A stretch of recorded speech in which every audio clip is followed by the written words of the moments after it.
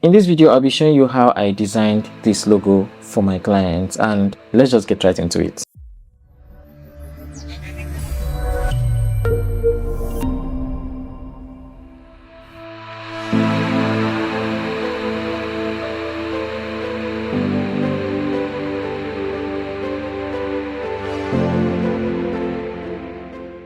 So as you can see, I've already made sketches. I will show them on the screen. I created two logos as well. This is the second logo. He didn't like it. Obviously, clients usually like the first one you do most of the time. So I'm going to show you how I created this. It is a very simple logo, as you can see. So first of all, I started with a perfect square. I'm using CorelDRAW, by the way. I created it in Illustrator, so you can actually do it in any one of them.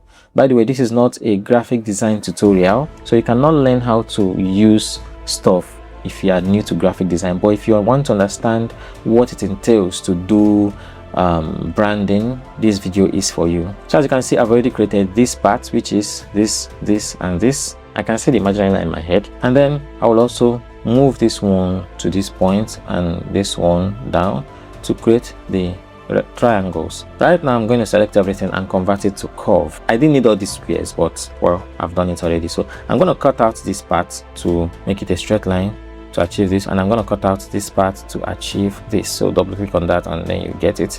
So we have that achieved. Now for this, we have this and this, so I'm going to take this and this because you can see they are both similar, and I right click to duplicate it, and we have just two squares here. So I'm going to take this and this and place them here, and as you can see, it snaps because I activated snap to everything here. And then for this arrow, I'm going to be going with this, right click, and I'm going to take it up just for me to find the direction here.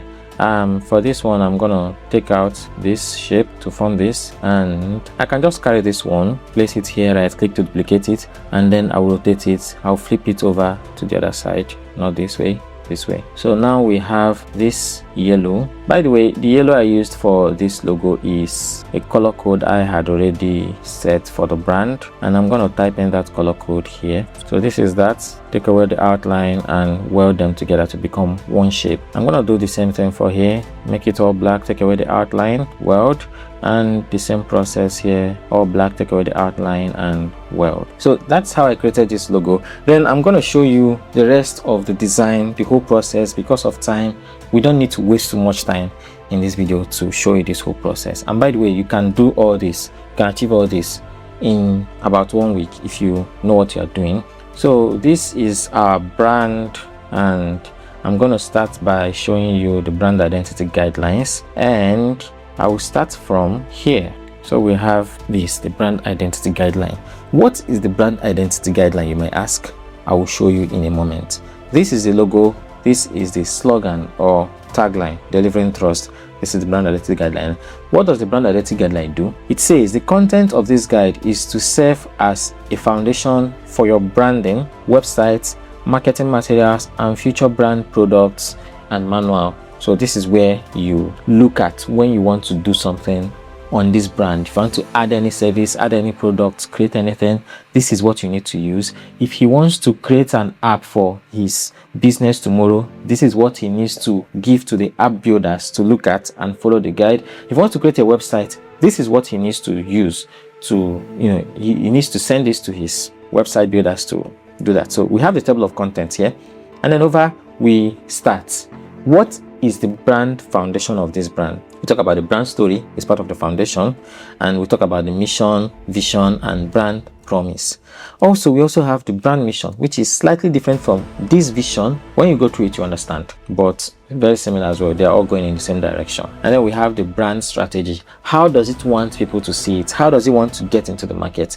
This is where we're talking about it. This is where we talk about it. Positioning statements, branding essence, emotional benefits. Now, to get all these details, you have to dig deep, you have to make your research, you have to ask questions, you have to talk well with your clients so that you can understand what they want, and you can also then use the internet to refine it, study the other brands that are in this niche and see what they are doing as well. That is why when you charge for a service on branding, your customers, when they see the amount of effort you put into it, they are willing to pay you enough money to do the work, because it's not just about just creating logo.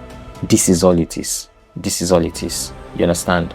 We create these things, but some people tell you they are charging 500,000 naira for a logo.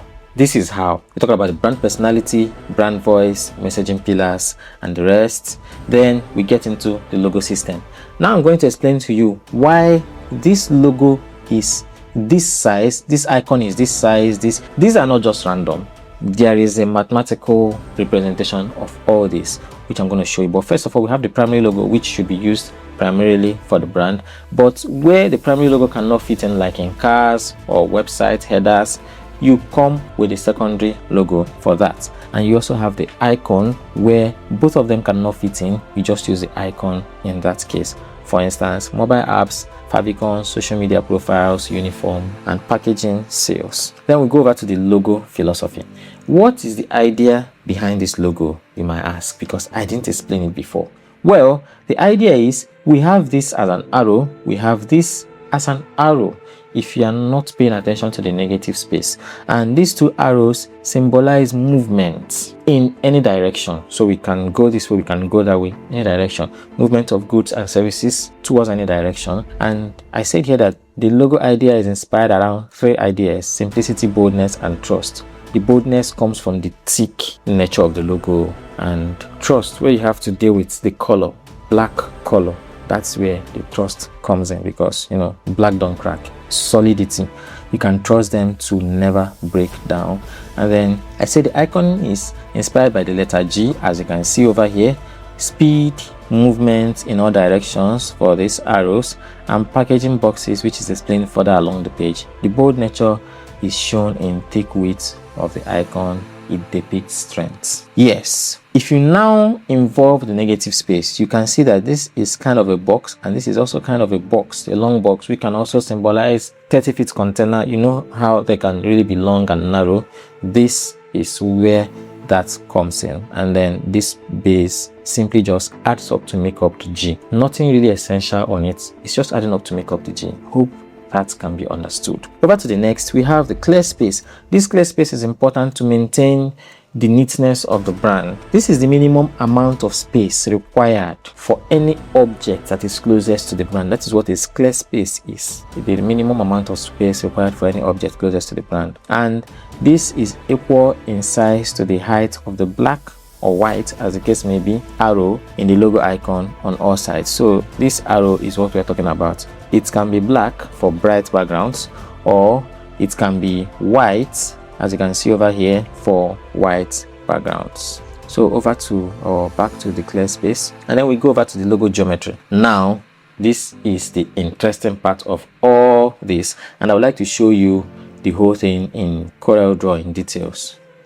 One light is dead. So we have this icon. Let me explain everything while I show you.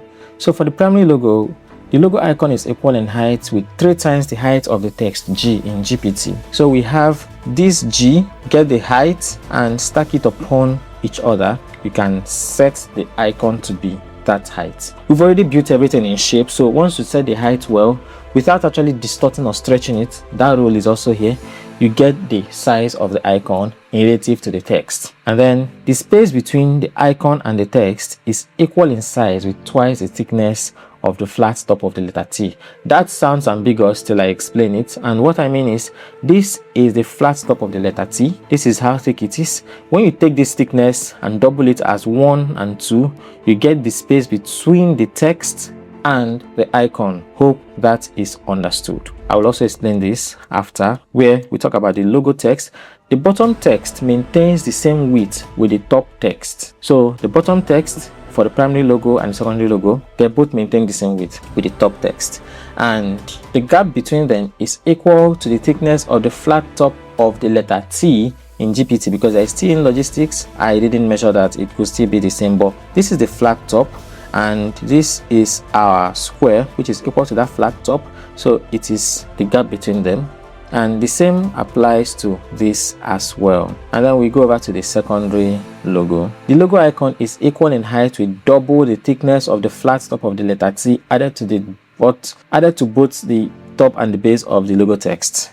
Ambiguous again, I understand, but this is the top of the logo text, this is the flat top of the letter T. When you double this, you place the top of your logo icon here, and then when you get this as well, this is the bottom or the base of the logo text. This is that thickness. When you double it, you stretch, not stretch, you expand your logo, or you size your logo to fit into this, so you have the logo being at the top and the bottom of double the and then the gap between this text and the icon is equal to the thickness of the letter T in GPT as well. So it is said here that it's added to both ends, and then we have the gap here. So that explains that. Now for the minimum size of the logo, for print it should be not less than 20 millimeter, and that is 2 cm, something like around here. Your logo should not be less than this in width, and if you are on the digital, it shouldn't be less than 48 points. But I don't know who is going to be making their logo this small, 20 millimeter. Why not just use your icon instead? So we go over to the next one, which is the colors. We have the primary color, the alternating white, and the yellow accent. You understand what I mean by alternating white? Where you cannot use black, you use white. That is simple. And these are the color codes. We have the Rex, RGB, Hex, RGB, HSB, Lab, and CMYK. And I wrote something here. Only one of these color codes is enough to use. Get it right, and the rest will match up. So once you get the HSB right, everything will match up. You don't need to start imputing everything manually. So just choose one and impute it and allow the rest. And this is helpful for those who are either maybe designing a website or app, whatever thing you're designing, and the app you're using requires you use either CMYK or Lab or Hex, which is the most common one. You can just take it and go with it. The rest will match by itself. And this accent yellow here symbolizes speed and urgency. That is what this accent yellow is talking about. Accent yellow is not a color, it's just a yellow that is acting as an accent to the whole thing, just to add more life to it. When using a dark background, the logo icon text should be, the logo icon and text should be white, except for the arrow with the accent yellow color. And when using a white background, and that's it. I didn't show you something that we might have missed in this whole stuff, but if you zoom into these numbers, you can see that they are all formed based on the shape of this brand. So as you can see, that's just a little flex here. So if you can actually do proper branding, you can actually have numbers on this, and this is quite a proposal. We might actually create fonts for this and call it GPT, Logistics, Sans, or Bold, you know. But let's just get back to our page. We were in page 12, I think. Yes, we were. So for the typography, are we done with the previous page? We're done with the color. For the typography, I'm using the Poppins Bold for the primary color, and this is for logo text, product names, app names, and all that. You specify what it is used for, and the secondary logo is also Poppins, but Poppins normal or just Poppins, and it is used in this for this need I wrote here. So we go over to our branding elements. I think I should still show you this in CorelDRAW. So for the branding elements, we have these branding elements. We should use these arrow lines in road flight. These are just these descriptions of what you can use the branding elements for, or not exactly the elements in the logo. It says use arrow line graphics. Okay, arrow line graphics, lines that are pointed to somewhere to symbolize this. And the branding pattern can be full color brand pattern or this brand pattern. Now this should be 10, so I will edit it now. And this brand pattern can be used in this case. So you don't just create patterns and say you're creating something beautiful. Specify where they should be used, how they should be used, and so on. Then we go to the iconography. These icons, the instruction here is to use consistently cornered outline icons, because if you use stick icons like the logo icon as well, it's going to make it difficult to see some things. As you can see, the road transport and the rest. So we switch to outlines because the logo itself looks like an outline, but this time around not going to be a stick, because we're talking about icons. They are tiny, they are little. Avoid filled icons. On to the next page, we now talk about the photography style, the illustration style. This is for the brand owner to go through it and make sure that the brand owner has brought models to take pictures. The photographer shouldn't just randomly think. There are already processes, there are already guidelines of what they should expect. So this is going to help reduce the job for that photographer, the brand application, everything basically. And we have the branding for vehicles, uniform guidelines, and all that. Packaging system as well, the digital experience as well. Then we go over to brand do's and don'ts. I'm rushing this because I don't want this video to be up to 20 minutes. So do not stretch the logo, either of this. Don't stretch vertically or horizontally. Do not rotate the logo. Do not apply shadow. Do not use random colors. Do not overcrowd it. Keep some clear space. Do not distort the symbol. Do not use inconsistent typography. Very, very important. And place the logo. Do not place it on a busy background. I know you probably will struggle to see this logo, but there is actually a logo there. Yeah, there is. Who knows? Not me. Wow. Then we'll go over to the mockups. So yeah, this is the mockups, and we have the stationery, the pin, the signage, the ID card, the car seats. Yeah, you can also brand the car seat pillow, the tape. Here we have the protocol officer, the guy that is coming to pick you at the airport, and we also have tote bags, maybe as souvenirs and all that. And that is the end of this, designed by U-Graffix 2026. And if you enjoyed this video, do well to like, share, subscribe, and I'll see you in the next one. Bye.